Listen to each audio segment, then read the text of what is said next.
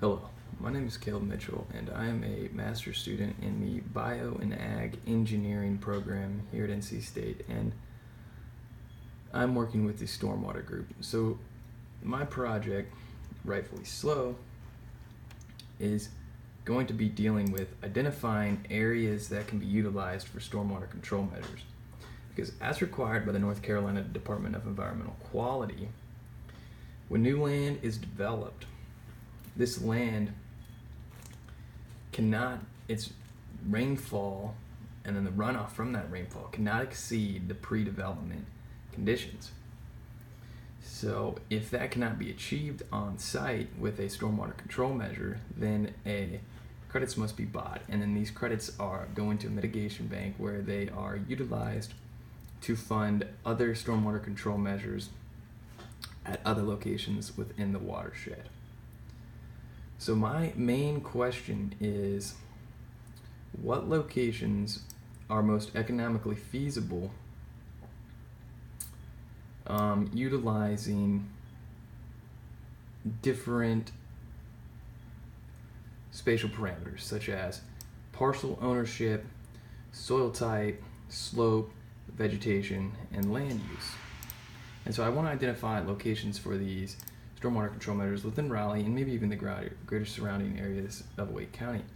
So my first question is there available land that is greater than 15 acres located in the upstream portions of a watershed? And the reason we want the upstream portions is because this is where rainfall begins to run off, and if we can control it and slow it down there, then we can reduce the amount of downstream flooding.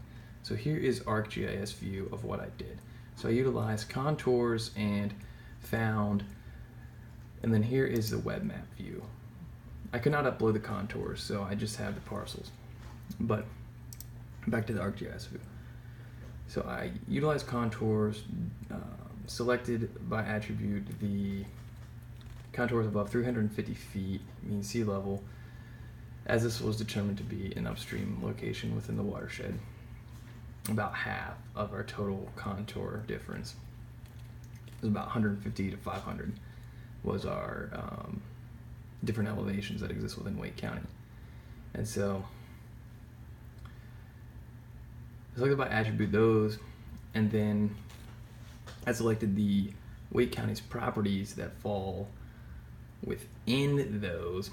But first I selected within the Wake County property, I added the geometry and calculated the area and determined which properties were greater than 15 acres. And then of these properties that were greater than 15 acres, selected by intersecting the two shapefiles, the contours that were greater than 350 and the parcels that were greater than 15 acres, and found all these red parcels. But in the web map, I did a color coding, so you can see that the larger parcels are a darker red and the smaller parcels are a yellow. And so in questions 2 and 3, I will be asking who owns the property and what is the historic cost, and does the site currently have high runoff potential? So to do that, who owns the property?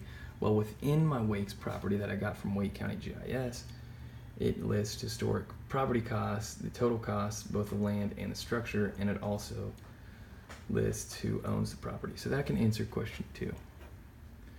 Question 3, however, will be answered utilizing a surface that will be created from the contours to find out slope, because slope is correlated with runoff potential, as well as utilizing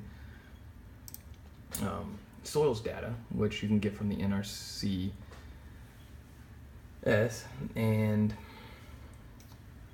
determining which soils are hydrologic soil groups C or D, because those indicate high runoff potential, as well as a land cover file, which can be utilized to determine if it is an impervious watershed. And with that, thank you and have a great day.